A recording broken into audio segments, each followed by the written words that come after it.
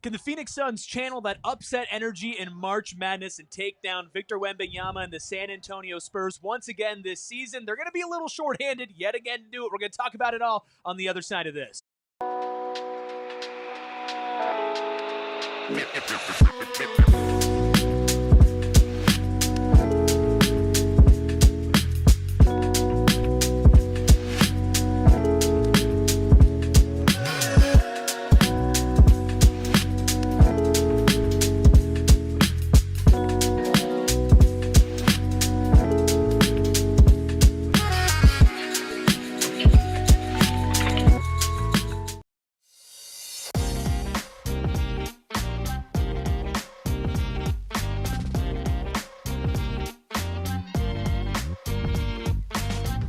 Psychos and sickos unite for a We're Just Holding On edition of the PHNX Suns pregame show, of course, brought to you by our friends over at Gila River Resorts and Casinos. You do you. At Gila River Resorts and Casinos, visit playatgila.com for more details, or visit Wild Horse Pass right here, right now, for our watch party against the Spurs. You still got time to come out here. You don't have to be here when the game starts. You can come out here at any time to watch Suns versus Spurs, Booker versus Wemby, all with, of course, your favorite Suns podcast. I'm Eric, that's Skill. We got Steven, Espo, and the Freckled Mama behind the Mac. And we got Laura behind us. That's right. Laura's behind us as well. Woo! Hi, Laura. Woo! Big shout out to Laura, the first here on the grounds of Wild Horse Pass, where we worship the almighty Corvette giveaway. Hit that like button. Hit that fabulous, button. all right? That is true. It is the almighty fabulous Corvette giveaway. Look, guys, we got a very big game on deck after, yes, a disappointing result against the Timberwolves. Tonight they take on the Spurs, still within some sort of striking distance in the Western Conference to get to the playoff spot, with some other teams losing besides Minnesota. How are we feeling now that we've had a little bit of time to breathe since that Minnesota loss? Find yourself. Find yourself is a great way to put it. One thing we talked about, it's all about the team in the mirror, not necessarily the man in the mirror, but all of everybody you see in the mirror. You can't concern yourself with what's happening around you. You can only concern yourself with what you can control, and that's going out here and taking a step forward, being better than you were on Tuesday. I'm just looking at the team in the mirror. Oh, yeah. Yeah, you got to take care of your own. Steven's like, what did I do with my life? Well, I'm in the middle of it this time. I'm usually on the other side. Anyways, yeah, you just got to figure your own stuff out. Like we talked about last post game. Yeah, we'll get to that in a second. That's where I thought. I told you guys where they were going to go with the starters. Go ahead, Eric. Well, let's do the starters, because then we're going to do the injury report. I'm not going to lie to you. I was preparing for a different starting lineup. You guys thought the Suns were small before. Check this out. Colin Gillespie, Devin Booker, Jalen Green. Okay. Oso Iguodala. Okay. Sure. And with Royce O'Neal missing tonight's game, I think his first missed game all season, Jordan Goodwin gets the start as the Suns power forward. Love that. Steven, no Rasheer Fleming in that starting lineup, what I think a lot of people were looking for. How do you feel about this four-man unit? Definitely smaller. But the Spurs are not a team that plays big. The Spurs are not a team that is big. They play double bigs at times, but Wemby is the breadth of size in their main rotation. So I imagine some of that comes with the game plan that they want to put forward and the requisite demands that come with that. Jordan Goodwin, don't be surprised if he starts the game guarding Victor Wembanyama. And that allows for Oso Iguodala to do the things that they need in terms of help responsibilities, as well as everybody else. So I feel like that's more of a I trust you, the vet, to execute this game plan that we have in store for this particular opponent. And we need the tone to be set, which is not something that's been consistently done for the Suns in the starting unit. I said to you guys when we were sitting over there, I put it in Discord. I had a feeling this is the way Jordan Ott was going to go. I don't necessarily dislike it because we know how Jordan Goodwin's played all year. We also saw how he played in a couple of these Spurs matchups where he was somebody that they would from time to time go to against Victor Wembanyama, and even in that game that they shut him down. So look, I don't think they're ready for Rasheer to have that responsibility of being a starter, and I can respect that in terms of not wanting to rush the kid. He just got into your rotation. Like, how much do you really want to put on him? Now, he very well may finish the game, But I think to your point, he wanted to start the vet. So. It's important to keep the rotations intact the way you want to keep them intact, and if you want Rasheer to be the guy who's coming in with the second unit and doing things. And actually, what comes to mind as I think through this is something you said, Steven, after the Timberwolves game when you were saying, "Hey, listen, who's dictating the terms? Are you adjusting because you're trying to play them their way, or are they adjusting to what you're doing?" And a lot of times you see it's going to look very strange if Jordan Goodwin is guarding somebody that's a foot plus taller than him, but it's so unorthodox and so visually jarring, and also it's jarring on the court. Sometimes it causes you to make decisions and try to force things that aren't necessarily there. And now guess what? You're already off your game. So I think that if it is Jordan Goodwin on Wemby, which, again, none of us would be surprised, which how absurd is that? But if that's the case, then I would expect to see some things kind of get muddied up in a different kind of way for the Spurs to start the game. I mean, I would have liked to see Rasheer Fleming. I'm not saying I don't understand why he's not starting. He's obviously going to be playing a lot more tonight because we'll get to the injury report here in a second. His number will be called. I would also say that if you're looking for a player on the Suns roster that plays more like a power forward and you're deciding between Royce O'Neal and Jordan Goodwin is probably the guy who plays more like a power forward. Not that Royce doesn't fill that role, but I see the vision. I totally get it. I also think there's going to be some quick subs. I think there's going to be some, especially if there's a mismatch that the Spurs are hunting. I think Jordan Knott's going to be very quick to maybe, I don't know, pull Jordan Goodwin, but put out some size there in that starting lineup. His options will be limited, though. So let's get to our injury report presented by our friends over at the Husband and Wife Law Team. If you've had a serious injury, call the Husband and Wife Law Team first at 602-783-8841 or visit their website at husbandandwifelawteam.com. So we know Mark Williams, Dillon Brooks, out. For the Suns, no Grayson Allen, Haywood Highsmith, and Royce O'Neal. They all hit their knees against each other. That's an entire lineup. Yeah, that would have a positive plus minus. Yeah, so and net rating. No Grayson Allen and no Haywood Highsmith. So obviously that's like neither of them started. You got left foot in, left foot out, left hand out, left knee out, right. Yeah, sorry. All your forwards out. Yeah, all your Can forwards they out. turn this around? Yeah. That's turn the yourselves question. around. That's what it's all about. For the Spurs, though, no STEPHON Castle. That's a pretty big deal. Let's get into our credit check presented by our friends over at Mountain America Credit Union, the official credit union of the Phoenix Suns. Before we talk more about the Suns side of things, Steven, no STEPHON Castle for the Spurs is a very big deal. Yeah, I mean, he's quite literally carved out the niche as their second best player. I know there's some people who are talking about their third best player, rather. There's people talking about he's their second best. And I caution that he's able to do the things that he's able to do now because of the presence of De'Aaron Fox. Being healthy and being impactful for them allows for STEPHON Castle to play a little bit more freely. So, do we have the numbers, Ayrton? No graphic numbers on the numbers. No numbers, but over the last maybe 6 games, he's averaging close to 20 points on high percentage from 2, knocking down his 3-ball as well, getting to the free throw line about 5 times as well. That's all coming from your third best player, another guard that's doing all of the things that you need him to do to a borderline elite level on the defensive end, giving you that boost and that impact on the offensive side as well. He's also grabbing a ton of rebounds for a guard his size as well. STEPHON Castle is a player that is he's just really good, and he fits for everything that it is they're working towards. He's kind of like Jordan Goodwin, but supercharged, because the creation off the handle, the 3-ball and knocking that down off of self-creation as well as in catch and shoots, he kind of serves that role in multiple other capacities for them. Think about the month of March, and like it started back when he played at UConn. He's a winner. Winning players do winning things, and there's a lot of similar things, obviously, at a supercharged level, a future all-star level. But we talk about Colin Gillespie and what he did in this month when he was playing at Villanova, and these programs that build guys who play the game the right way and play a certain way. And to your point, like, this is the reigning Rookie of the Year we're talking about. Like, this guy is this version of this right now at this early stage in his career. So it gives the Spurs a lot of options, and it's going to be a big void that's missed for them. Now they have Dylan Harper, who's probably going to still come off the bench. We talked about kind of beforehand, who is another solid guard who I'm sure will be displaying things way beyond him looking like a rookie. I think he won Rookie of the Month last month as well. So just because Castle's not available doesn't mean you can rest and say it doesn't get any easier. But I'm curious to see how the Spurs make up for his absence tonight. They have a little bit of that OKC about their rotation where you have a 8 to 9 man rotation, and then you got 4 guys just chomping at the bit for as soon as foul or injury happens,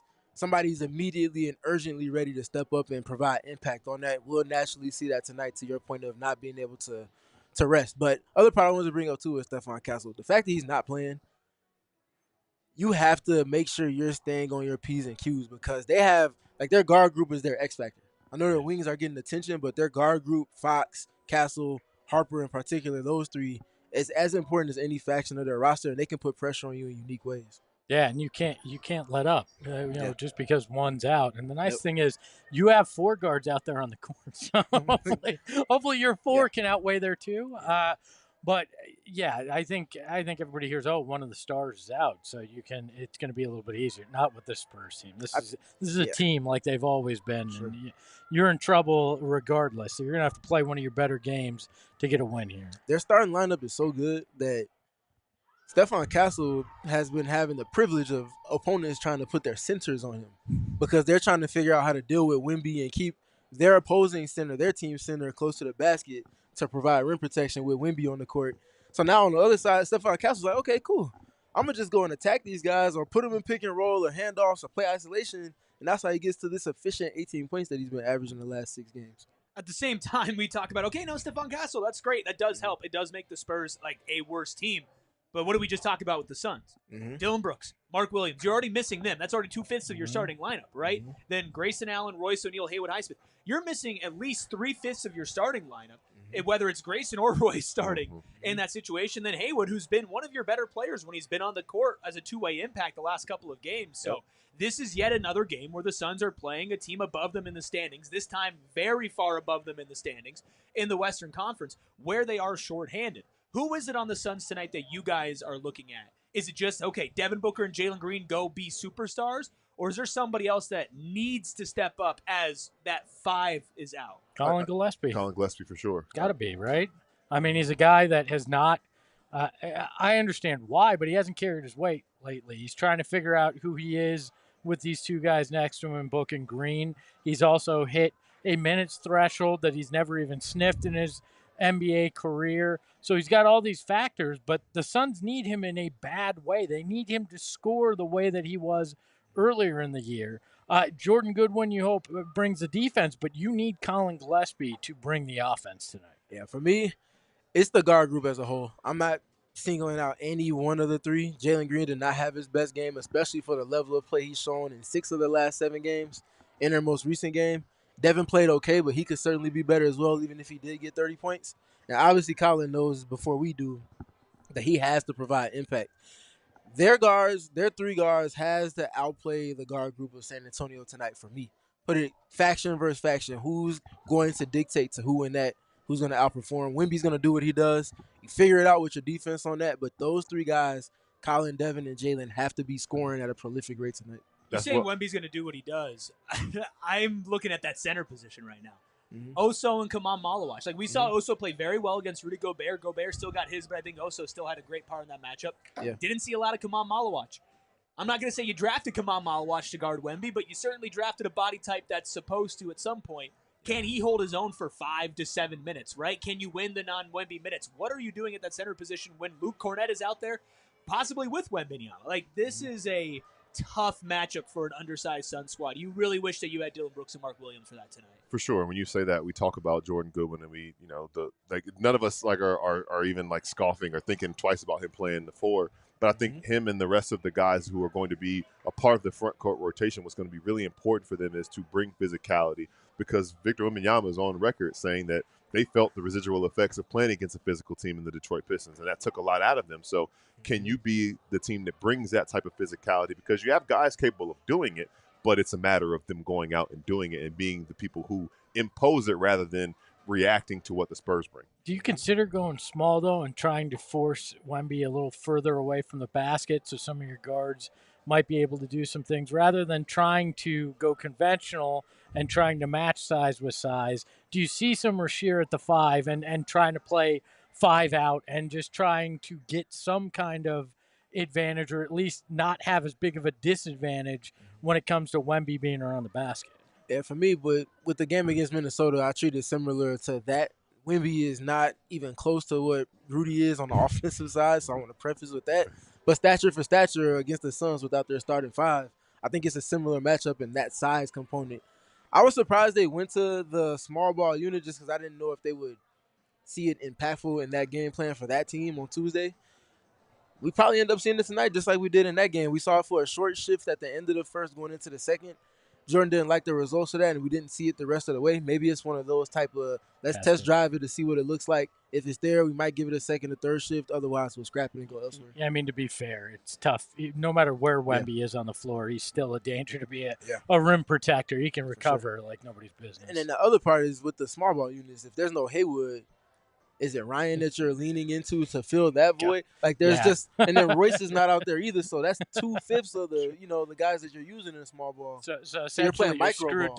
You're playing micro ball if you're doing that. Yeah, for sure.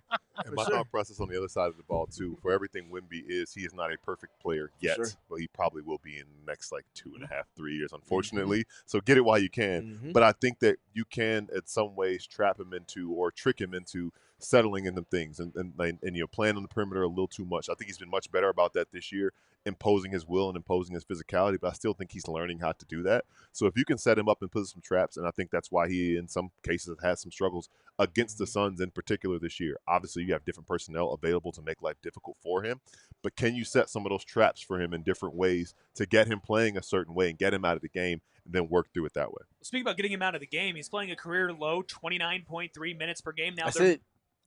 They're maybe the most impactful. The 29.3 minutes Definitely. out there in the That's league. because they don't need him in the fourth quarter as much, right? Well, and part of that is still also like he has kind of had to manage a return from injury so far this season. It is imperative that when that guy is not on the court, you have to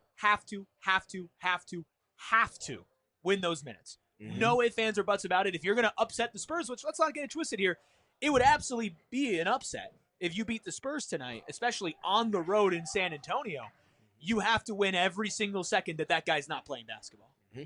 That's non-negotiable to your point. There's no rhyme or reason why they shouldn't be able to, because they have their starting group of guards where, breaking news, 80% of the Suns scoring comes from their guard group. What? You have your 3 best guards available. Some people might say Grayson has been better of late over Colin. I'm not going to argue against that because obviously, but Colin is an important integral piece to your group. You have those 3 guys available. They're all good enough to play on the court together. They've literally started together. You need those guys to set a tone for you offensively and then sustain and pick up the baton off of one another all game. It comes down to defense, though, right? I mean, everything this year has come down to defense for this team. So what do you do? How creative do you get? How scrappy are you? Can you force your turnovers? If those things don't happen, I mean, you're not going to win a battle even if your 3 guards are playing well. You need to play the brand of basketball that got you here. Forcing the turnovers and getting some opportunities out in the open flow is so key. Because when you think back to how this team sometimes stagnates in the half court, and that shouldn't be as much of an issue when Devin Booker and Jalen Green are playing and available, and Jalen Green had a good game the last time these two teams played. However, there is a 7'5" man there that makes life very, very difficult for you, especially in the half court when he doesn't have that much space to roam. I saw a play the other day where he bit on like 3 Darius Garland pump fakes and still blocked his shot. Yeah. So it's like, what do you do with that? So if you can get out in the open court and win the non-Wemby minutes, that's imperative, but also get him out playing in space in situations where he can't impact shots. That helps you offensively as well. Just so people understand, he's playing a career-low 29.3 minutes per game. In those 29.3 minutes, 24.2 points, 11.1 rebounds, 3 blocks, a steal, 2.9 assists, on 35% shooting from deep, on 5.5 attempts, and 50% shooting from the field. Oh, so he's just Oso with a jumper. Whatever. Yeah, he's Oso who's Giannis without it. He's per 36 Oso with a jumper. He's per 36 Oso. Yo, that might be the best slander name out there. Per 36 Oso. Look, I'll tell you what the Suns need to do to win tonight, and that's have Steven tell you what to do if the Suns need to pick up a win tonight. Steven, these are the keys for tonight's game. Yeah, start with key number 1. You have to put yourself in position for it to matter. But your late game offensive flow has to be better. Non-negotiable. Key number 2 that's going to help you get to that point where that's going to matter and you can assess that accurately. Be physical early with Wembanyama. You have to set the tone. You're not going to get the turnovers that you want if you're not able to dictate to him where he's getting his catches, the rhythm that everything is happening for him as far as his flow on offense goes, but also dictate to him defensive or when you're on offense as well. Move him around some. Move him around. Make him kind of have to guard from different angles. Put him in foul trouble potentially. Don't be afraid to attack him, but do so with discernment. And then key number 3 for me, you have to win the turnover margin. You have to dominate the turnover margin, honestly. with the guys that are out now since my keys got inserted earlier, you have to do way more than that. Turn it over, win that, dominate that, and then you also have to, in turn, off of those turnovers, find your transition threes, which will naturally lend itself to the rhythm that comes in the half court. How important is it to get Wemby to put the ball on the floor tonight, too? Playing smaller guys, that means there's more opportunity to knock it away. Is that a key now, too, because we know how small the Suns are going to have to play? Yeah, it definitely is. I think that's some of what they made him do in that very first matchup. He's catching the ball 2 feet, 3 feet, 4 feet from the three-point line instead of a foot in the paint. And now that advantage that's a height for him isn't as impactful because he's not that much of a threat from the midi under contested pressure and things like that. So, yeah, absolutely, 100%. Before we start to wrap things up here, just a reminder, you still have time to come out here to Gila River Resorts and Casinos Wild Horse Pass to come watch Suns and Spurs with us. Plus, we have a whole lot of other Suns content for you. Steven just put out a film breakdown on how Jalen Green is fitting in on the Suns offense. I know that Sam in the chat was talking about that a lot earlier. Shout out Sam. Shout out Sam. Shout out Steven for another incredible breakdown. We're very lucky to have those. I might have also dipped the pen a little bit over at gophnx.com. Phrasing. Sorry. On why you should not give up on the Suns just yet. This team has done a lot for diehards only. Decided to do a little something for you. You can go read that at gophnx.com. I'm going to be honest. I've been stalling a little bit on this pregame show, guys, because I've been nervous. The butterflies in my stomach, anxiety. You just don't want to show the people how you're betting tonight. No. Well, yes, but this might be the biggest Suns must-win meter of the season. A 10 across the board. We need the meter to be like cracked across the middle. 10, 10, 10, 10, 10. Gaskets blowing everywhere. Oh, my God. Steven, is your gasket blowing? You put a 10 on a regular season game. I set the tone for this. I said after the loss to Minnesota, you were the first person to send the must-win meter. You need to finish this road trip at bare minimum 500. We talked about it on our very last 3 p.m. show. I didn't care about what happened in the games against Toronto and Boston, what happened in the games against Milwaukee to start the road trip and all of that. All of that was cute. You have to finish at bare minimum 500. You wasted opportunities in multiple of those games in the last 3 against some higher level opponents. Okay, whatever, cool. Short-term memory, you have an opportunity. Forget the injury report.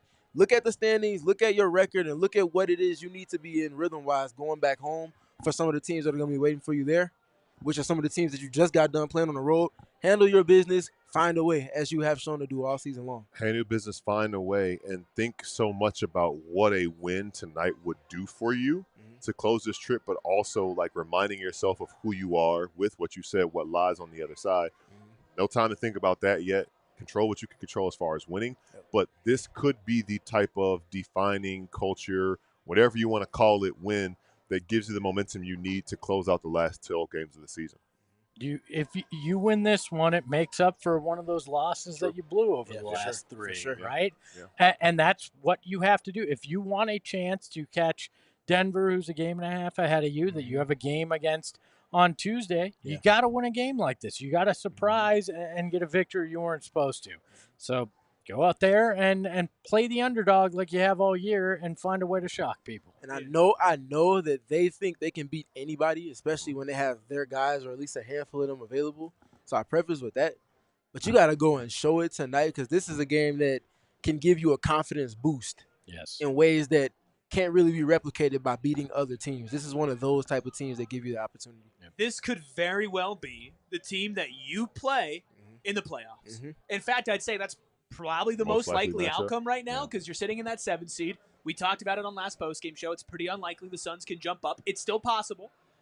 But also possible the Spurs to jump up, by the way. It is, Spurs are 3.5 games back of the Thunder. The OKC can feel them breathing down the back of their neck. And OKC's on like a 9-game win streak, and it just has not mattered as far as that goes. Because the Spurs are 8-2 in their last 10 games. Correct. But realistically speaking, if you had to put money on it, which I'm not saying that I would, because then it wouldn't happen, it would be the Spurs and it would be the Suns. Show something, prove something, pick up another win. Like, I need to pick up a win tonight in our pre-game picks. Let's just get to this. This is my pick. I originally had a really long same-game parlay on just Spurs players, and then Stephon Castle ruined it. So this is what I'm going with. Devin Booker, 30-plus points. Victor Wembanyama, 25-plus points. Rasheer Fleming, 10-plus points. I thought he was going to get the start. He didn't. Devin Vassell over 16.5 points and assists at a plus 1950 with a 30% profit boost. It would about cut my deficit in half, but we got to get there. Gil, what are you putting your money on? I kept it relatively simple. Colin Gillespie bounced back over 12.5 points. Champagny over 15.5 points, rebounds, and assists. And then Devin Booker, keep it rolling, 25-plus points. That's plus 425 with a 30% profit boost. I need to get back into the green. I kept it super simple tonight. Victor Wembanyama, 35-plus points. Devin Booker, 25-plus points. Super simple. Plus 2,500 right there. Concise. Not simple, but concise. I mean, let's be honest. It ain't that crazy. No, it's not. It's definitely not. It's definitely not. Let's see what the Freckled Mamba's putting his money on tonight. Taking Victor Wembanyama under 11.5 rebounds. Oh, yeah. He shook his head. 25-plus points. And Jalen Green, 20-plus points at a plus 275. He said, get connected. We will stay connected because guess what? We're still going to be here at Gila River Resorts Casinos. We're all going to go out and mingle, but we're also going to have a watch-along for you where we're going to be rotating hosts in and out to make sure that we deliver this watch-along experience that we've been delivering for you on this entire post-All-Star break stretch of the season. So make sure you hit that like button. Make sure you hit that subscribe button. Make sure you jump over to that stream if you can't join us out here at Wild Horse Pass. Of course, you can follow the show at PHNX_Suns. It's on Twitter and on Instagram. You can follow, of course, the Freckled Mamba behind the Mac, making all the magic happen at Freckled Mamba. You can follow Espo all the way on the end there. The order's messing me up. At Espo, you can follow Steven at Steven. We still look the same, though. You can follow Gil at Gil McGregor _. You can follow me at ERIKRUBY. Excuses. We'll see you on the other side. We all silly like the mayor.